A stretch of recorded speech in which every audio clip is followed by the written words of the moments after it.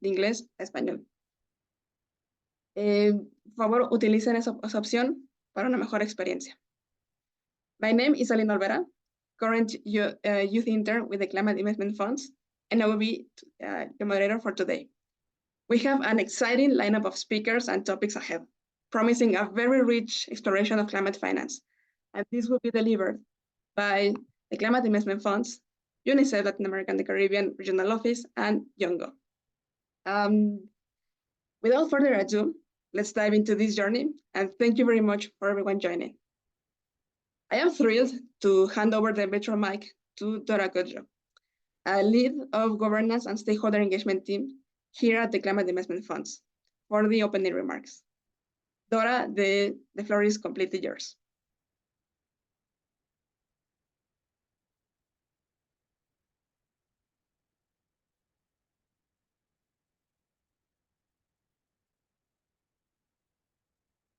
Dora, can you hear us?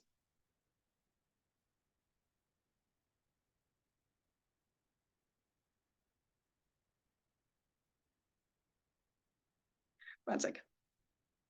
Again, thank you everyone for joining. And personas, go ahead, Dora, please. Excellent. I would like to start off by acknowledging and thanking you all for making time this afternoon to join us for this very remarkable event. Very briefly, my name is Dora Godjo. I'm a Senior Operations Officer, and I manage the stakeholder engagement and the governance work here at the Climate Investment Funds.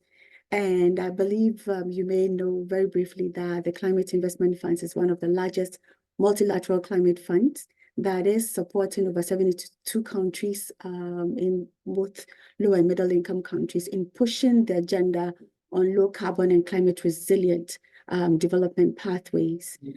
Amongst the slew of programs that we support, very pleased to mention that clean technology, renewable energy integration, sustainable forest management, nature-based solutions. So we're also supporting countries in driving the agenda on accelerating coal transition.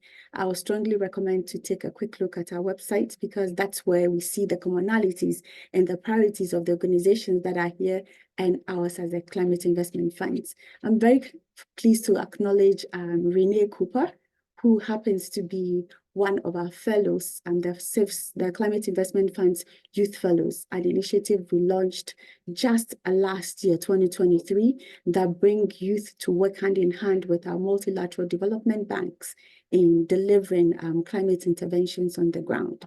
And also related to our very elaborate engagements with youth. I'm very happy that Aline is our current intern from no other region but the Latin American Caribbean region. And you can bear with me that she's doing transformative work, ensuring that space of collaboration and partnership. So let me quickly go to the ultimate what Aline has instructed me to do. Today, our focus is on navigating climate finance, and we'll be looking very closely at where partnerships and, for that matter, collaboration across organizations come to play. We know that 2024, as we have it right now, will be defined by very meaningful collaboration and alliances. And with the scheduled review of the Sustainable Development Goal number 17 at the UN High-Level Political Forum and the General Assembly, the significance of partnerships has never been more pronounced. And of course, the ECOSOC Partnership Forum is presenting an exceptional platform for fostering and fortifying collaboration among organizations. It is in this regard that the Climate Investment Funds is pleased to convene this intergenerational and interorganizational workshop that would, as we're going to be doing, exchange ideas and help close any knowledge gaps on the basics of climate finance. I'm quite pleased that today we get to collaborate with the UNICEF LACRO and the UN Youth Arm, that is the YONGO, and recognizing that all three organizations share common objective around climate action, around sustainable development, around inclusive approach to delivering support. We are confident that this collective effort will bring about a mutually reinforcing exchange, contributing significantly to our common goals. I'm very much from my end looking forward to a dynamic exchange of knowledge and insights among all you participants. And in alignment with the goals of the ECOSOC partnership, we mark the side event as the beginning of a pretty much enduring, meaningful, and collaborative engagement. And may this gathering, as we're hoping, pave the way for a future that is rich with collaborative opportunities that extend far and beyond. Permit me to extend our sincere appreciation to all the young leaders that are representing the Yango and the participants of this fellowship program. And I've already acknowledged Renee, and I've acknowledged Aline. The invaluable insights are eagerly appreciated, and very much looking forward to what you bring to the table today. I'd also want to show my gratitude to the UNICEF LACO for generously sharing their noble experiences in climate finance, notably through their children-centric approach. On that note, let me pass the floor back to Aline, but we're looking forward to really learning. We're looking forward to being part of this invigorating conversation, and we're looking forward to really establishing the value addition of partnerships and meaningful, not just regular collaboration, but meaningful collaboration. Thank you, and over to you, Aline. Dora, thank you very much for your valuable insights, for setting the tone for today's event, and for all the support during the organization of this side event. Now, let's carry on the momentum forward as we take the next steps, our agenda. So, we want this to be very, very interactive. Therefore, we really want you to be participating with us with a very quick quiz that I will share my screen right now in a moment. Please take your phones or your web browsers, because you will need it to scan or to take the code to menti.com. So here we go. Please use your cell phone or your internet browser to check into this presentation. Give me a second. Okay. Give me a second.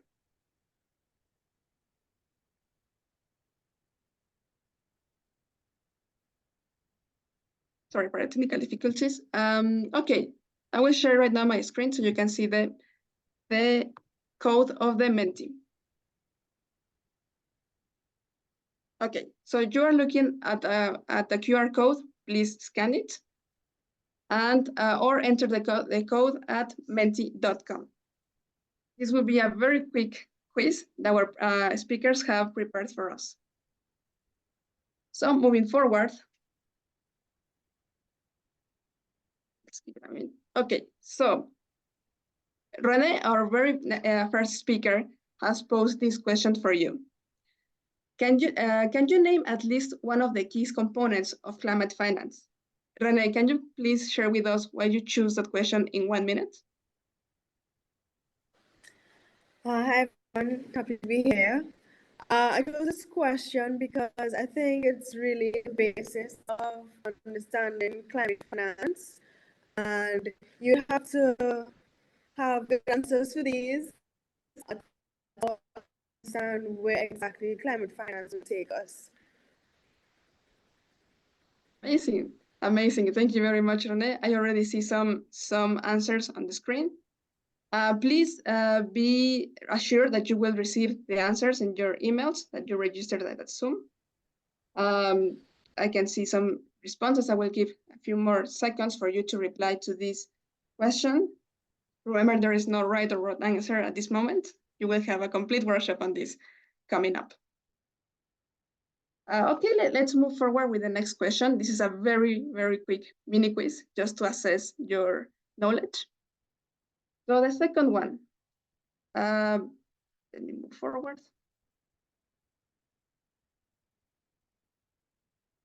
Okay, hold on.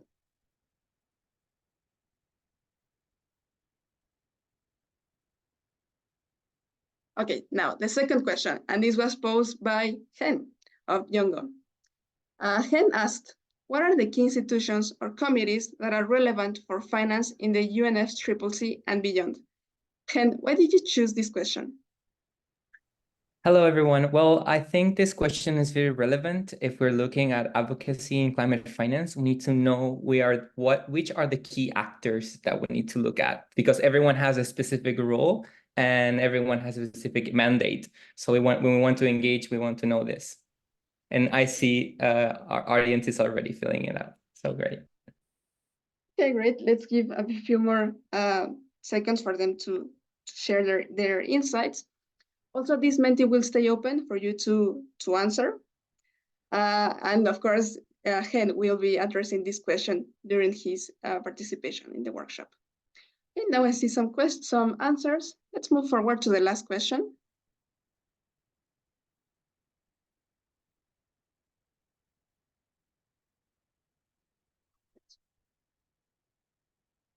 Okay, so last. Globally, the question is, globally, what percentage of the total multilateral climate funds go to children and young people? Maria Porras from UNICEF was the one who asked this question. Maria, why did you choose this question? Thank you, Aline. Good morning, good afternoon.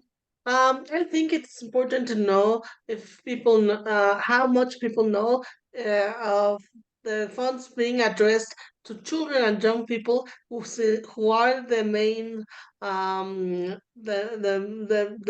most vulnerable and the most affected from climate change, and finally adaptation and mitigation funds that will help them address their needs are the important for the future, no? So Absolutely. Thank you very much. Okay, so those were the three first questions. We will have another quiz right when the workshop ends. But thank you very much for everyone for participating. And now let's move forward to the actual workshop. Also, remember you will be receiving these the replies in the email that you shared. Okay, so give me a second. Okay, so now we will begin with the actual workshop. Now, thank you everyone for participating. Your insights are really important for us. And we will hear from Renee Cooper. As you have already heard from Dora, she is our current youth fellow working in the pilot program of the Inter-American Development Bank. So Renee is from Trinidad and she's currently living in Jamaica. And she's very, very excited to share her insights on climate finance. Can you please confirm that you're looking at my screen? Yes. Okay, great, thank you. Give me just 1 minute. Okay, so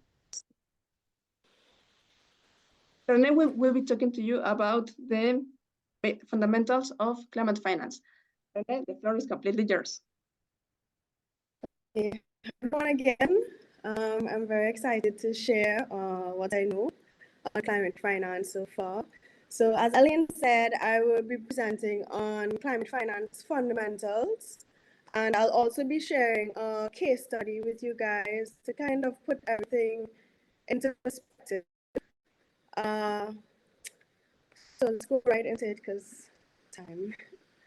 Okay, so by the end of this, you should be able to define climate finance and its significance in addressing climate change, also describe the climate finance architecture and key components, analyze the impacts of CIF's climate finance on developing nations, and in this case, since we'll be using a case study from Jamaica, it'll be from a Jamaica perspective. Okay, so next. What is climate finance? The Standing Committee on Finance of the United Nations Framework Convention on Climate Change defines climate finance as the one that seeks to reduce emissions and enhance greenhouse gas sinks while seeking to decrease vulnerability and maintain and increase the resilience of human and ecological systems to the adverse effects of climate change. Now, that seems like a very long description of climate finance, But just to add, there is no formal definition that has been agreed upon by the wider global community on what climate finance is, but generally speaking, it is the source of funds for addressing climate challenges. We currently face two challenges to be addressed: climate mitigation challenge and climate adaptation and resilience challenge. Climate mitigation is the act of reducing or preventing greenhouse gas emissions. After the greenhouse gas emissions are released into the air, it is the process of capturing and removing it to minimize the impact on the environment, for example, replacing coal power plants to solar or wind energy or other renewables. Climate adaptation is the means of adjusting to the effects of climate change, and resilience speaks to the ability to withstand and recover from the impacts of climate-related challenges. That is like floods, droughts, hurricanes. So in short, climate finance is simply the source of funds to help pursue either climate mitigation or adaptation and resilience. Next, please. Okay, so this diagram kind of puts climate finance into perspective. Here you see a bar chart of several different funds here that are used. One for global climate finance flows, how much climate finance we actually need annually until 2030. Something like how much we spent on COVID-19 emergency fiscal measures in 2020, just to give you an idea of, how much finance we're talking about. Next, please. All right, so this diagram here illustrates the landscape of climate finance in 2020, 2021. Globally, there are more than $1.2 trillion of climate financial flows. On the left-hand side, that's in color. The sources of the climate finance are represented. Around 50% of the climate finance is generated from governments through the investments. The remaining 50% of climate finance comes from the private sector. That's commercial finance institutions, households, and individuals or corporations. On the right-hand side of the diagram, it illustrates which sectors receive the financial flows. For example, the infrastructure sector, energy sector, transportation, etc. Does anything stand out to you guys in this diagram? Most of the climate finance is going towards mitigation projects, and less than 50 billion is dedicated to adaptation projects. A possible reason for this may be because mitigation is more tangible and the result of the project efforts can be seen and quantified, whereas adaptation can only be measured in the future. Okay, so here's the exciting part about why CIF is amazing. Okay, so the Climate Investment Fund is the world leading and largest multilateral climate fund. It's a pioneering fund, and we work closely with 6 multilateral development banks. Right? Okay, so the CIF was established in 2008 with endorsement by G8 with $8 billion as one of the largest fast-track multilateral climate funds in the world. I believe during COVID, we were the largest in terms of paid-in and deployed capital. They provide developing countries with a need a jumpstart towards achieving low carbon and climate resilient development in partnership with the MDBs, leveraging concessional finance as a strategic tool to unlock capital for climate action. It has achieved the most tangible, measurable, and independently assessed on-the-ground impacts addressing climate challenges, including to large-scale private capital mobilization of any climate finance entity. In other words, we believe we are the best-kept secret addressing climate finance on the planet. With global ambition on climate change suffering and the climate crisis worsening, while we were supposed to originally sunset once the Green Climate Fund was created, our donors unanimously recognized that our proven model needed to continue. Our implementation model runs exclusively through 6 MDBs, which supports an agenda driven by urgency and scale, which complements the Green Climate Fund's direct access and country model. We bring the development banks together as a system around a shared agenda of priorities. Our new programming suite has been designed working with them closely. In my case, my MDB would be the Inter-American Development Bank, and later on I would share a case study where the Climate Investment Funds and the IDB work together. This is just a diagram of how the money flows to your left and right. And we have the next slide, please. Okay, there are 4 programs that the CIF has. Clean Technologies Fund, Pilot Program for Climate Resilience, Scaling Up Renewable Energy Program in Low-Income Countries, and the Forest Investment Program. I'll be happy to provide more details about each of them, but in the interest of time, we'll have to do that after. So in my case, for our case study, we'll be looking at PPCR, the Pilot Program for Climate Resilience, which supports the world's most vulnerable countries, including small island developing states, in building their adaptation and resilience to the impacts of climate change. First, the PPCR assists governments in integrating climate resilience into strategic development planning across sectors and stakeholder groups. Second, it provides concessional and grant funding to put these plans into action and pilot innovative public and private sector solutions. Next slide, please. Now I'll go into kind of illustrating how all of this works in a case study that is an aquaponics farming project in Jamaica. I'll give you a little context about Jamaica first, and then I'll speak about the project and the financing. Okay, so Jamaica's population is about just 2.96 million people. That might sound small to some of us. Jamaica is a small island developing state, vulnerable to increased temperatures, frequent droughts, heavier rainfall, and sea level rise. The economy is highly dependent on natural resources. Livelihoods involve natural resources and relate to coastal activities. Food production from agriculture accounts for 7% of the island's GDP. Both fisheries and agriculture account for the majority of rural livelihoods. Fisheries also contribute to the local food security and the tourism sector. The agricultural sector is one of the most vulnerable sectors, as we know, because it depends heavily on the climate itself. Next, please.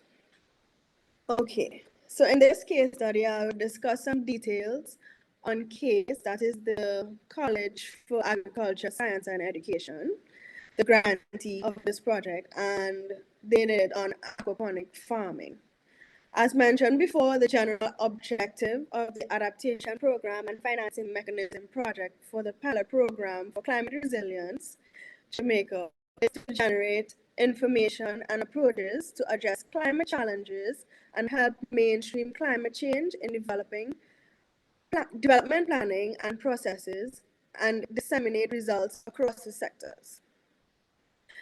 Special Climate Change Adaptation Fund was established with financing of US $4 billion to provide grant funding to community-based organizations, other civil society groups, and selected public sector agencies for clearly defined high-priority activities, particularly related to building the resilience of the natural environment and contributing to livelihoods, protection, and poverty eradication. In this case, the Environment Foundation of Jamaica was the fund administrator for the SCAF. And there was a criteria that was used to choose who they would give the grants to. It's a bit lengthy to go into all of the criteria, but let's just say it involves reducing climate risk and climate smart agriculture in this case. As mentioned before, this project was on an aquaponic farm. For those of you who don't really know what aquaponics is, It is a food production system that couples aquaculture, that's the raising of aquatic animals such as fish in tanks, with hydroponics, which is cultivating plants in water, whereby the nutrient-rich aquaculture water is fed to hydroponically grown plants. Commonly grown plants would be like lettuces, etc. Okay, so after the project was completed, some of the impacts that it had on, in addition to some of the other projects as well, this is just one of it. There's a little image here of the setup. The one was actually the tank with fish, and the one to the top is the setup before the crops were planted. Okay, so the impacts of this project is water conservation methods have resulted in over 40 million gallons of water being stored and further utilized for domestic and agricultural use.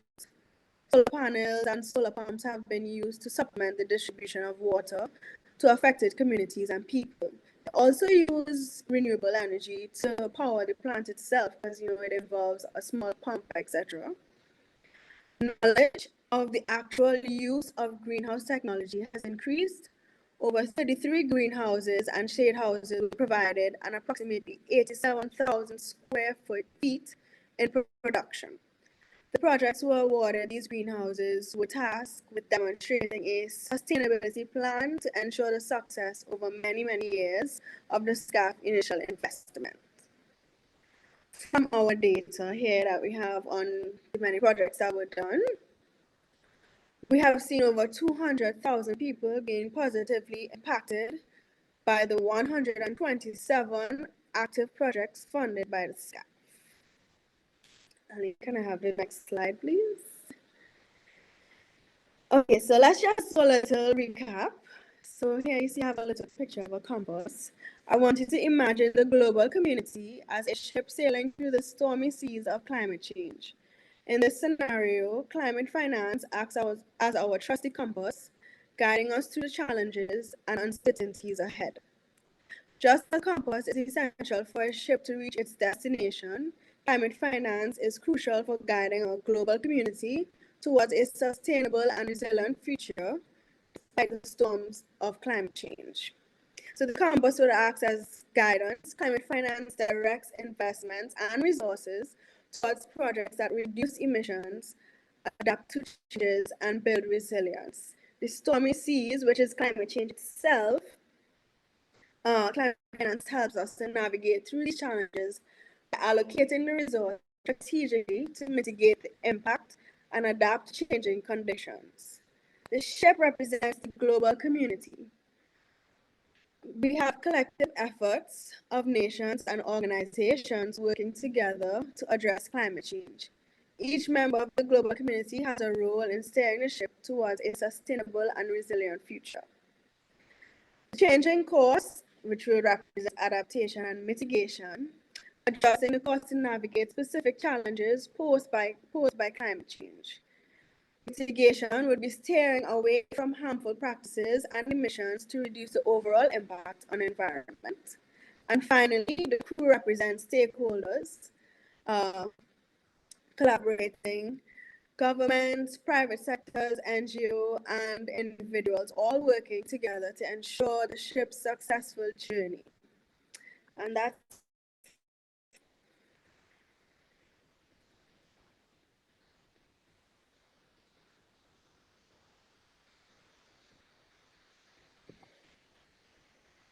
Thank you, Renee, very much for your insights. And that metaphor was actually amazing. Thank you very much for sharing that.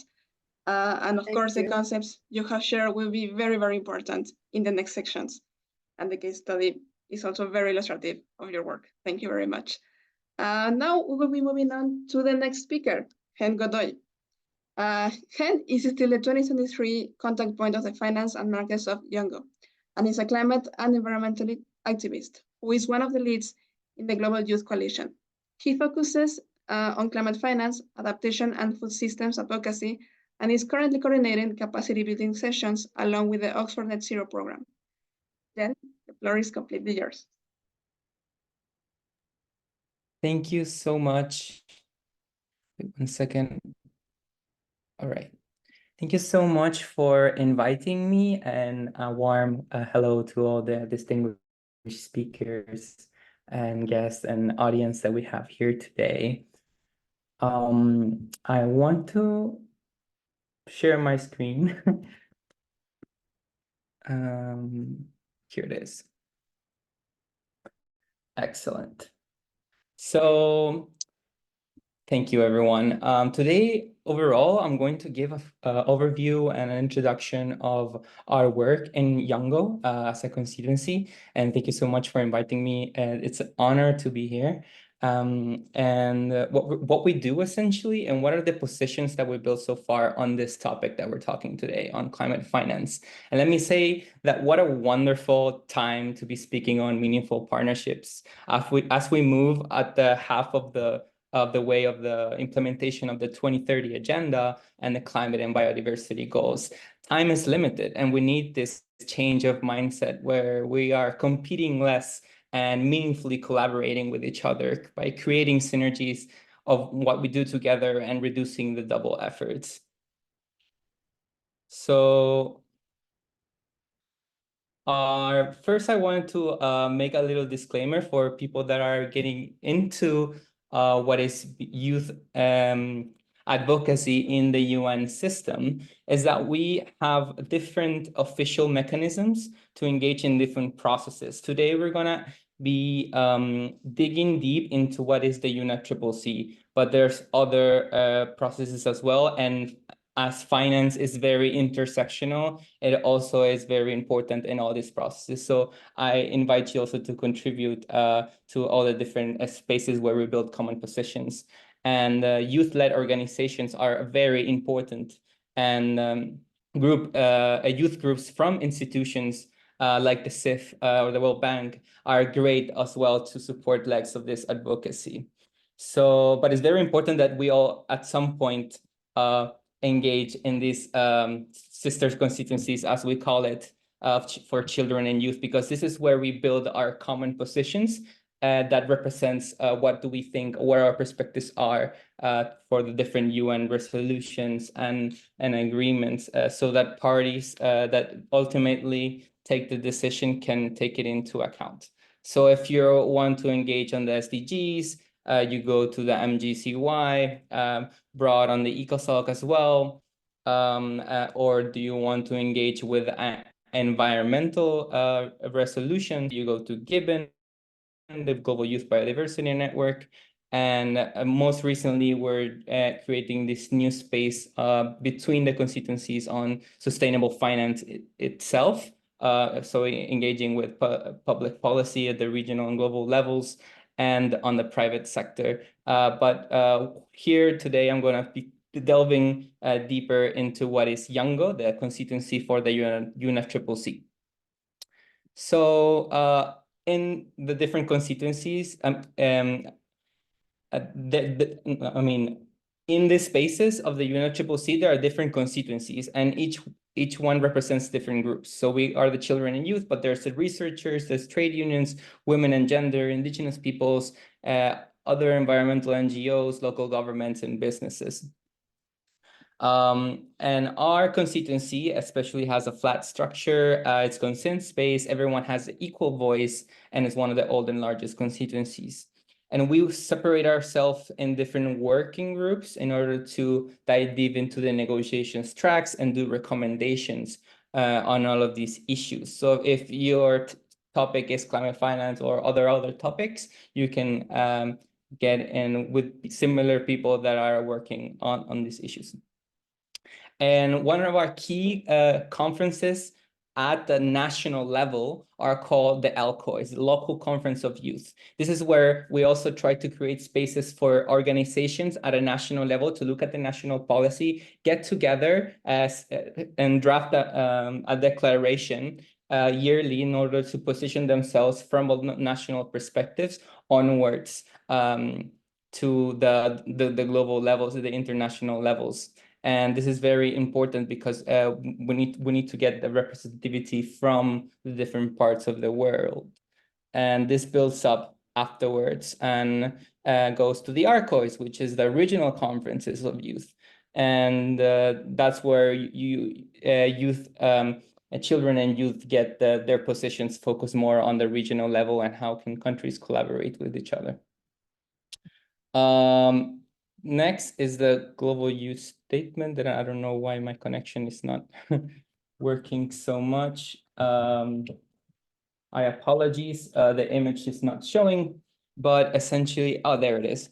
This is our main policy document that positions ourselves after all these conferences are made, and we consult with the working groups on the positions. We consolidate everything into this main policy document that prepares us to position ourselves at top and beyond on the negotiations on the next year. So this is an example of an extract of the Climate Finance and Markets working group, and one of our key demands is ensuring that our climate finance negotiations, particularly under Article 21.c, which I will explain a little bit afterwards, doesn't get stuck just at the UNFCCC, but also looks at the holistic approach of different institutions under the international financial architecture to see what avenues for transformation and what ways can we support developing countries, especially on topics related to debt, to ensure that they can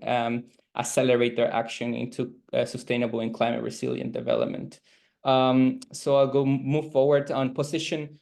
Submission processes are the specific processes on which we can do recommendations as working groups or civil society organizations to the negotiations that are taking place, not just at COPs, not just at the SPs, but throughout the year. And this is very important that you engage on the working groups of your respective constituency, in this case, children and youth, because so we don't end up just engaging at the end of the process, but we do it all throughout, and we can get our word out.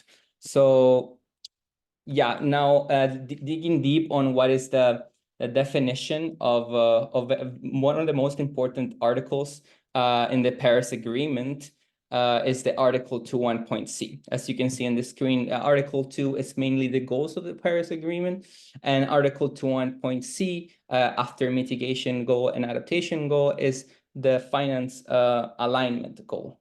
So we're talking about that all financial flows should be consistent with pathways towards low greenhouse emissions and climate resilience development. And this is a very broad concept that means a lot of things for different people. It recognizes that the full effort it's needed for climate finance and adaptation mitigation, but it seeks to scale up this climate action and scale down what is essentially going backwards on climate action and eroding resilience action, for example. And despite it being established in 2015, there's a lack of shared understanding of what this climate consistent finance goals entails and how to measure it, how responsibility for its achievements will fall onto nations, as each one of us as nations essentially can implement in a different way, and what are the role of the private sectors as well, and this is all the discussions that are hindered and how to turn this goal into practice. And essentially at COP27 different workshops have started to elaborate on this and get a consensus on what do we entail. And personally, now talking on behalf of the positions of the Finance and Markets Working Group, we would love to see for this new COP a proposal for a serious negotiation track to define what is our goal, and if it's going to be integrated under the new collective quantified goal that is going to be decided, or is it going to have its own kind of a negotiation track. So another very important article that I want everyone to know is Article 9. That is very important because it sets the provision of financial resources from developed countries to developing countries, and set this mandate of biannual communications reports, both for the qualitative and the quantitative forms of finance. And it's very important because as our previous speaker Renee was explaining, the finance flows are over the trillions, but the climate finance private, public goals are less, but they're key to unlock. This article is there to ensure that the developed countries are contributing to developing countries in a rightful manner, in a transparent manner as well. So the Conference of Parties, the Paris Agreement, and the UNFCCC has different bodies, and this will be quite big for someone that is just trying to get engaged. But essentially, what we're trying, if you want to zoom into the financial mechanism, you'll see that the main funds to contribute to these goals are the Global Environmental Facility and the Green Climate Fund. That's from one side of the UNFCCC, but of course, there's a whole other architecture just for climate finance, where the Climate Investment Fund, for example, here under the funds that support the MDVs.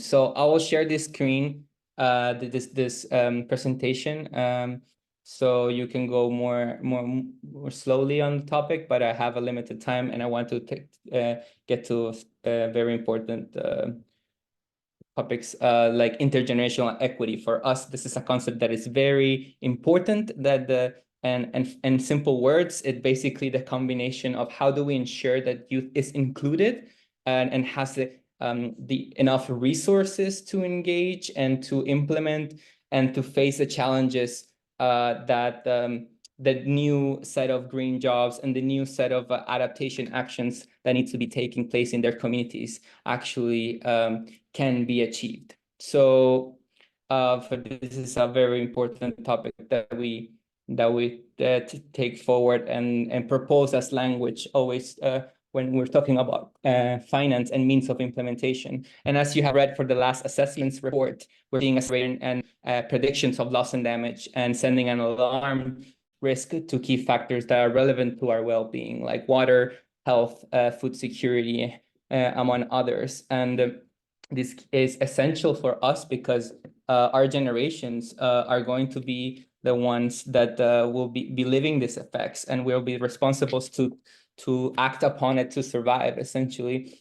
And because our livelihoods will not be the same, essentially.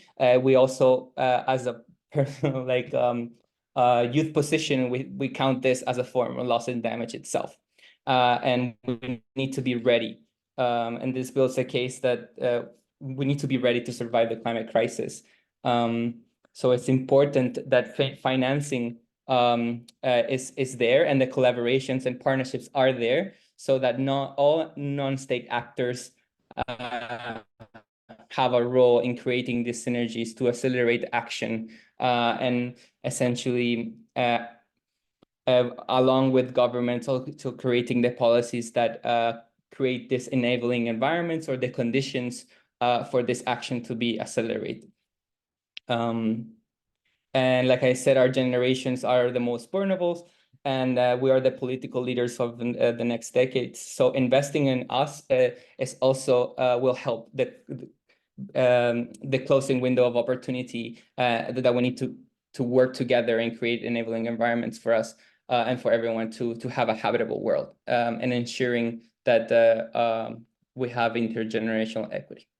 And youth are hungry to learn, and they're already implementing action on ground. As one of this is key data from one of our trainings from one sister organization, and essentially it's saying here that the youth are all over the world already implementing projects. Half of the world of the youth that applied to a specific training program was implementing a project on ground, and 3/4 of those projects were could be replicable, and they're all separated on different SDGs and priorities. But there's essential gap on understanding of UNFCCC processes and other technical processes as well, to make sure that this contributions are not just done there, but also are measured into what countries are doing to tackle the climate crisis. So we're essentially not left behind in the reporting processes.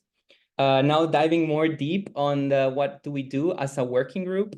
I said we represent the UNFCCC the children and youth voices on these topics, and we position ourselves on different submissions, and we build this kind of policy documents to position ourselves. So it's very important that you are on the mailing list so you can contribute to these positions and join sessions specifically to do this.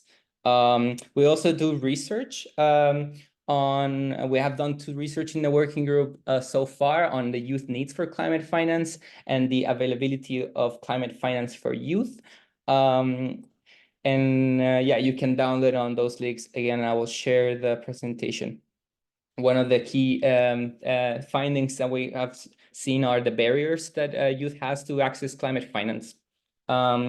And one of the research that we're working now is trying to measure what are the impacts of climate finance. I mean, what are the impacts that youth has been doing with their projects in order to trying to catalyze more public policy that will increase and enhance our access to climate finance, and also thematically focusing on like, for example, food systems, where we're trying to see how we are changing our we are contributing to the transformation of the food systems agenda on ground. But we also do capacity building sessions that you might have seen, and I invite you to also join. And specifically on climate finance, we do 1-year academy where we delve deep in different yeah, we're looking forward always for collaboration with partners so we can make this better. And all together. Some relevant stakeholders for sustainable finance in the UN, also these that are very important that we engage too. So as we youth develop ourselves professionally, we also engage with the private sector, so can be advocates on mobilizing changes in companies as well. Now to talk a little bit on what do we do. Yes. Sorry, How 1 minute, time please. Okay, I'll be super fast. If you want position papers specifically on the topics that we are covered, the 21.C, the NCQG are here. I'll post the link as well, so you can download it and read it more carefully. But essentially, we intervene, we participate in events, and yeah. Just to end up on a note on the new collective quantified goal, which is going to be the main key issue to follow on 2024, and 2 years before we have been participating in technical expert dialogues that have looked on the scope, the time frame, the quality, the quantum, the structure, and transparency, among others. And essentially, this is going to be decided this year, both in a technical discussion format and also negotiation format. So this is the year to press on these issues that are very important. And most of the things that we wanted was not achieved on last COP. So we're looking forward to be achieved on this year, because nothing was decided on the set. And one of the key issues will be gender responsiveness for climate finance as well. And well, this is a huge topic, so I'll stop here and share this the presentation. But 21.C implementation on ground is also very technical and very important that we understand it and see what the outcomes of the GST are on this topic, and how can we go outside the UNFCCC to see how can we understand the role of all these actors and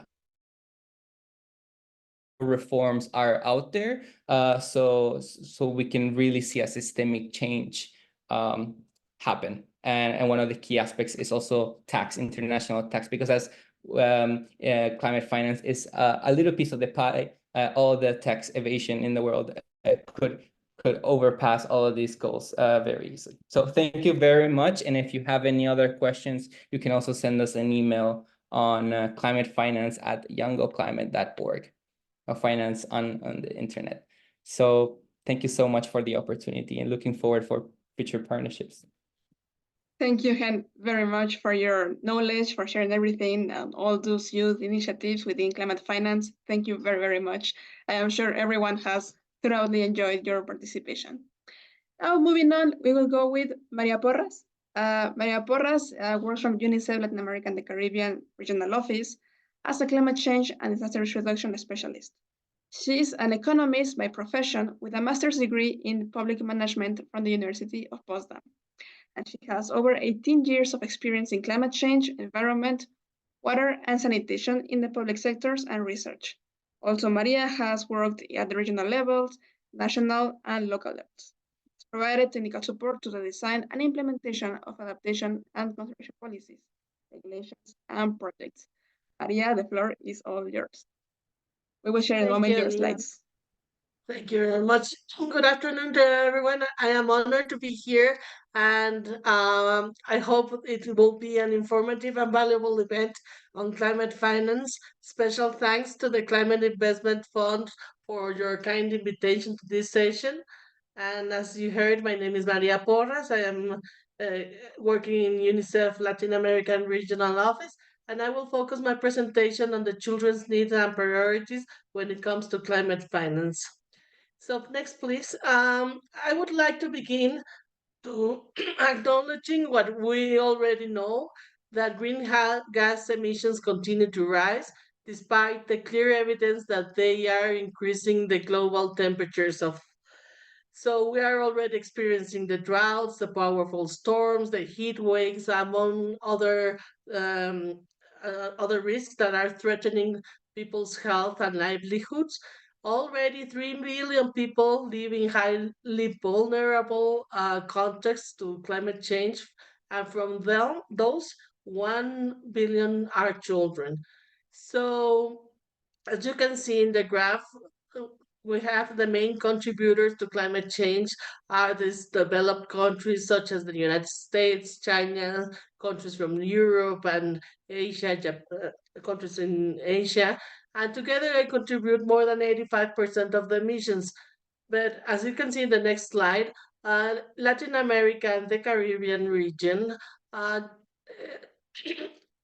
sorry, has a different scenario. No, they only generate 8% of the global greenhouse emissions, and 2/3 of those emissions come from these three countries: Brazil, Mexico, and Argentina. So the rest of the countries are less responsible for the climate change effects, and they are receiving mainly all the are suffering all the impacts of climate change. Next slide, please. For example, hazards have increased in a rate of 3% in the last 30 years, and countries such like Honduras, Nicaragua, Guatemala are among the 10 most impacted countries in the world by extreme weather events. So, as many other regions in the global south, they are the most impacted by climate change. Therefore, economic resources are needed mainly for adaptation measures. Next, please. So we've seen um, this graph before in the previous presentation. So thank you for already helping me explain it. But I want to draw attention again to the distribution of the climate finance. As you can see, most of it, or 95% of the funding, goes to mitigation. And as I said, in the global south, adaptation funds, and I hear the importance also for the funding of loss and damages, and adaptation is important.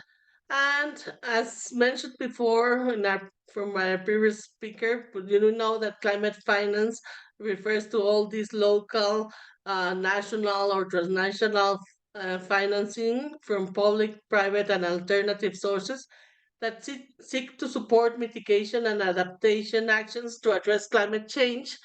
And the high income countries with significant historical contribution to climate change have committed in also from Article 9, as mentioned before, to deliver funds through the multilateral funds to lower income countries. No, but there are other sources of climate finance, such as the market-based concessional loans, those that are provided by financial institutions, green bonds, or those provided by governments, and resources mobilized through carbon trading and carbon taxes. So uh, altogether, they form 1.3 more or less trillion US dollars annually, and we need to increase this mitigation need as the flow in 3 to 6 times if we want to achieve the Paris Agreement targets. Next, please. So we're facing this typical economic problem with unlimited needs for mitigation and adaptation actions with very scarce resources. So we have to be very strategic and optimize as much as we possible can to the benefits and returns of every investment. So this is why we want to focus the climate finance to children and young people. And I can answer this question of why we have to focus on this from three different approaches. First, because it's a right, we're protecting the children's rights. Second, because it is our moral duty. And third, because it's economically reasonable. Next, please. So the climate crisis constitutes the main challenge of this generation in terms of children's rights. Every children in the planet is exposed to at least one of the climatic and environmental risks, and half of them live in countries that are extremely high risk. In Latin America, already 4 out of 5 children are living in high climate risk areas, and more than 11 million children face the triple burden of climate risk, poverty, and conflict. So they overlap over the other to to in a very difficult context, no? And children, as we heard, are the most vulnerable to climate change impacts. Not they're not just little people, they are people that are physiologically and mentally more vulnerable than adults. So the risks are much more dangerous to children, especially to those that are younger in the first 1,000 days, no, of their life, the first 3 years of their lives. And they don't, climate change is disrupting not only their physical uh, their being, but also their rights in their well-being along their lives, to the access to health, education, food, safe drinking water, sanitation, hygiene, and all those social protection services that are required for their well-being. Next, please. On the moral side, and as we saw this graph before, about intergenerational equity, despite having done the least to cause climate crisis, children in low and middle income countries bear the brunt of climate related losses and damages. No, for the first time, children born after the year 2020, for example, will live in a planet with very different environmental conditions than the previous generations. As you can see from the color scheme and the red color scale, they will face much more higher temperatures. They will live in a more dangerous place where disasters are more frequent, and they might have to prioritize life and livelihoods over their education. So in the medium and long term, they will they will also have a loss in livelihoods, malnutrition, and they will have the challenges of disease vectors, migration, loss of opportunities, and this can lead to perpetual cycles of poverty. So, unless major investments are made in the adaptation and resilience of social services, for the 4.2 billion children that will be born in the next 30 years, the risk of child survival and well-being will increase. Next slide, please. And finally, in the economic, we have seen that evidence shows that investing in children is not only strengthens their rights and protects their rights, but it is also cost effective. There is this study from Dr. Heckmans, and he showed that the greatest return on investment is at the early stage of life, from birth to the age 5, for example. And for every dollar invested in early childhood programs, there is a return up to $13.7.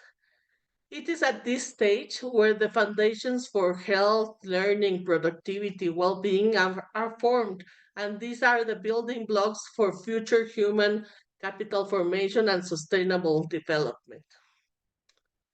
So, next, please? What do we mean by focusing in and children and youth? What do we mean by child responsive climate finance? And we consider three criteria to understand this concept. First, this is that there are the projects funded are explicit and meaningful, have an explicit and meaningful consideration of children, in their objectives, in their activities, in their outcomes. Secondly, that the results strengthen the resilience and essential services for children. For example, clean water, sanitation, health, education, social protection, disaster risk reduction. And third, that they are inclusive of children and young people. It's incorporating their strengths, ideas, and activism into the project. So these are the three main criteria for climate finance. Next, please. So last year we presented two major reports. One was global. It was done by the Climate Environmental Rights Initiative, in which UNICEF is part of. And then we ran the numbers to develop the regional report, the Climate Finance for Children in Latin America and the Caribbean. So from this report, uh, uh, we gathered the climate finance from 591 projects approved in the last 17 years, and the $51.5 billion worth of those progress from 4 climate funds. No? And the main results of these reports are that 2.4%, only 2.4% of the climate finance from multilateral climate funds support projects that incorporate child responsive interventions. And in the case of the region, LAC region, we saw that it was slightly better, 3.4, but still very low. No? Next, please.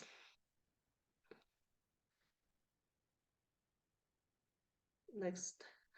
So as I said, the report was focused on the multilateral funds. I know that there is much more funding out there, and it does not consider all the fundings, but we consider the 591 projects approved from the Adaptation Fund, the Green Climate Fund, and the Green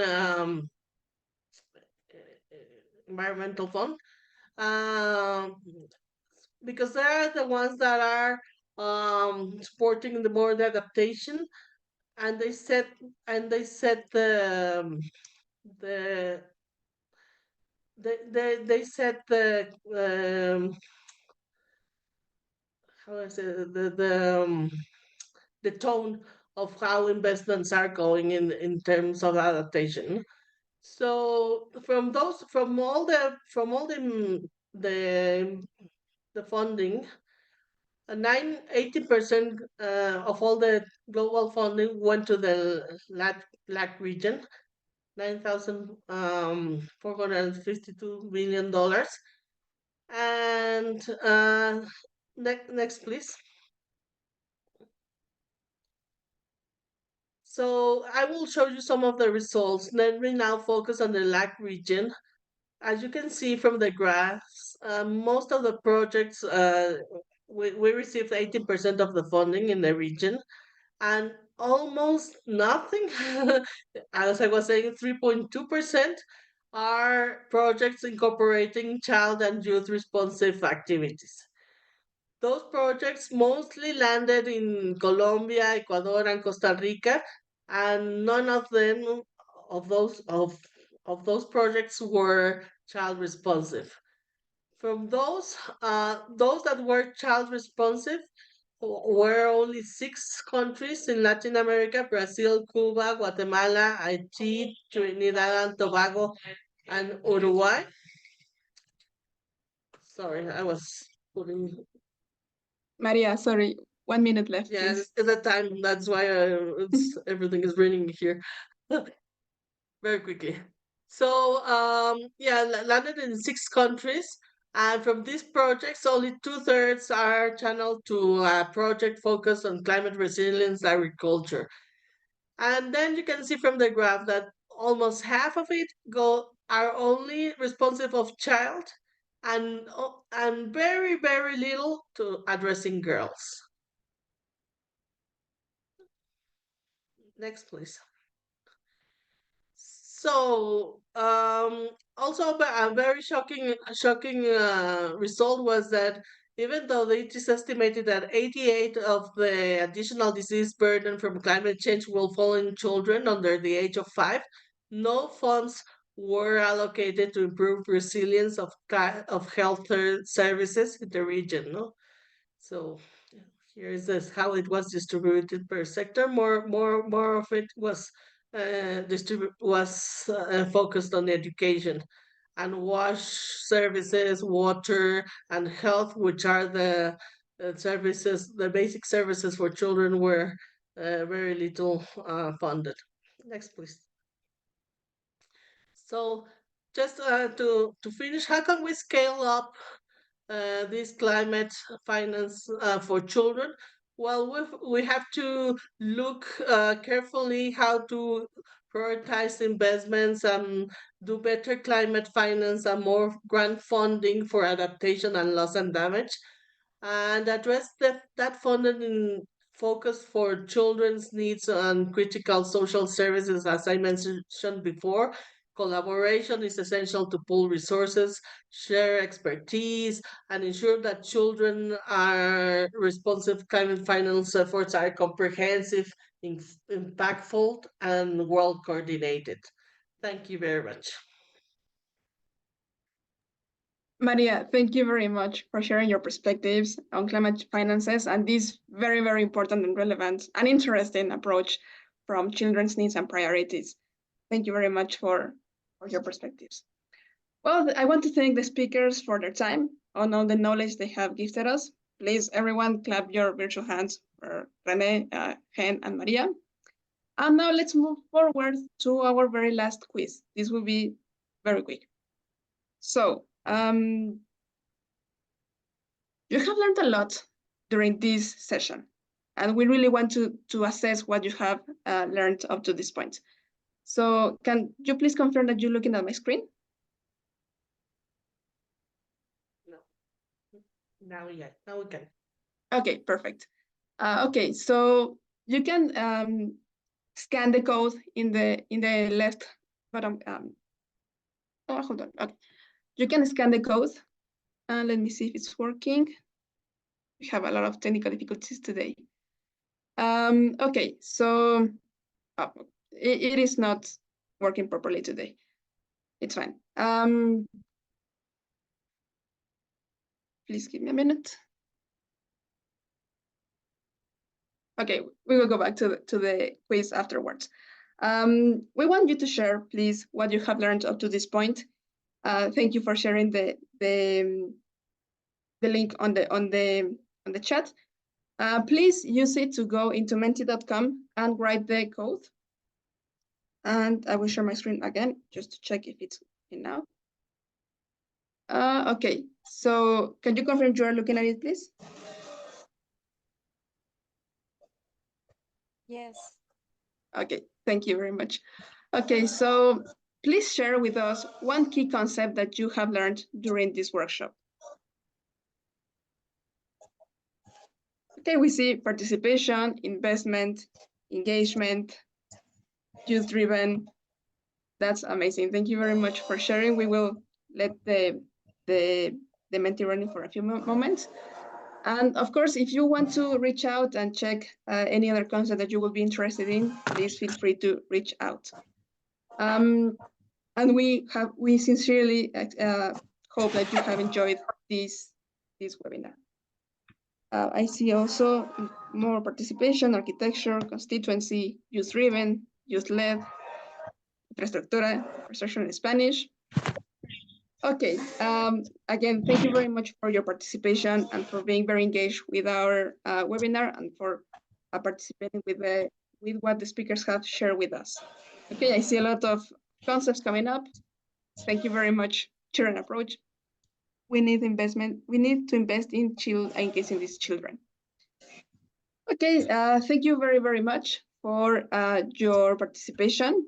We will now move forward to the closing remarks from Reis Lopez Relo. Reis, I have the honor of giving the floor to you for our closing remarks. Reis, the floor is completely yours. Thank you, Lynn. And thank you, colleagues, for joining this very interesting conversation. Yeah, in the framework of this ECOSOC Partnership Forum, I think this is the perfect space to be sharing different approaches towards climate finance. And I'm very happy to be invited by the CIF and YUNGO colleagues to represent and to close this session from UNICEF side. And I think I'm going to leave with a couple of messages. I guess we have seen the strength of the CIF working with all of the multilateral development banks and all the investments that they bring to the table. I think there's a part of the breadth and all the technologies and interventions that are happening on the ground. So the example of Jamaica was very good on agroponics and aquaponics. So I think this is one of the key examples that we have. Also very happy to see how the youth constituency, YUNGO, is very well structured and really proposing changes in the structure. And as you have seen, the climate landscape and the climate architecture is quite complex. I think today we just kind of review part of the tip of the iceberg. I think I really encourage everybody who is not aware and willing to really engage with UNICEF, with CIF, with YUNGO to start learning more. And on the key messages, I think that the common threads are that, well, greenhouse gas emissions keep increasing.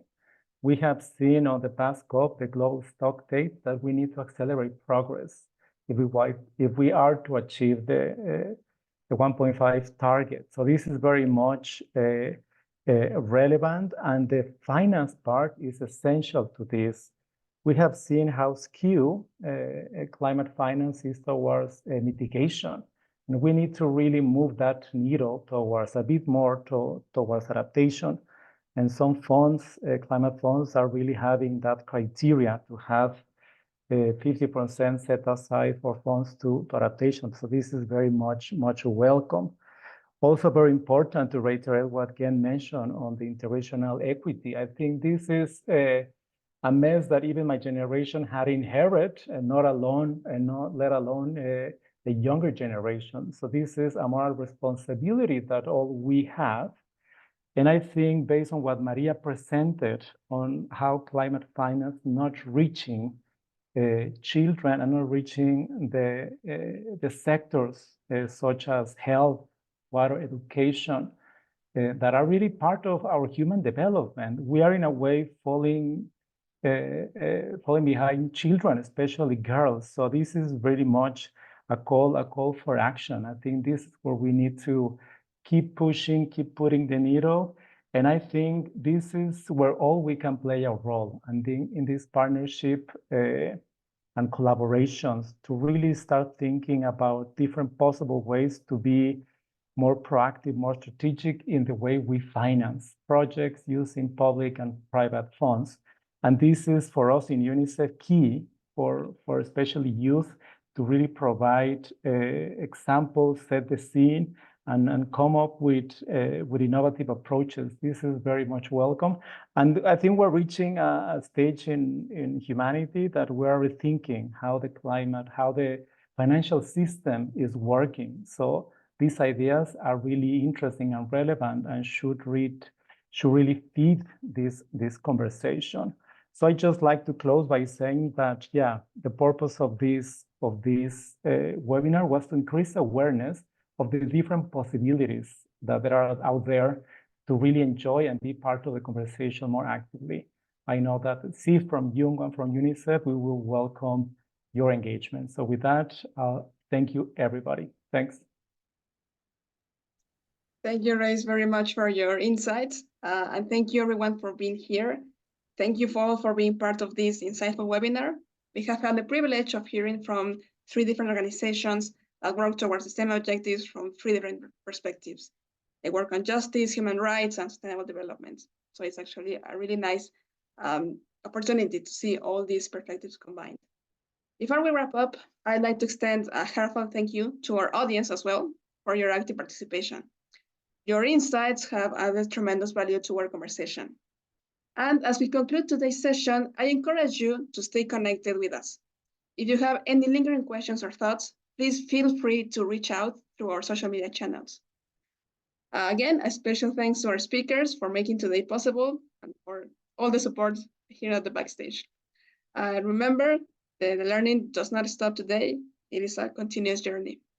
And wishing you all a great day, or evening, or night. We all look forward to connecting with you in our future webinars. But until then, take care and goodbye. Thank you for joining.